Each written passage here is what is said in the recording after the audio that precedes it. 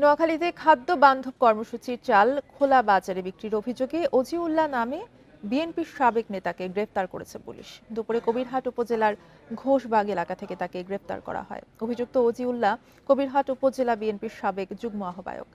Police জানায়, ধানসিঁড়ি ইউনিয়নের খাদ্য বান্ধব কর্মসূচির চালের ডিলার নেন অজিউল্লাহ। এরপর থেকে স্থানীয় লোকজন তার বিরুদ্ধে চাল বিতরণে অনিয়মের অভিযোগ করে আসছিলেন। গত শনিবার ৩ বস্তা চাল খোলা বাজারে বিক্রির সময় তাকে ধরে ফেলে স্থানীয়রা। খবর পেয়ে সেখান থেকে ৪৩ বস্তা চাল জব্দ করে প্রশাসনের কর্মকর্তারা।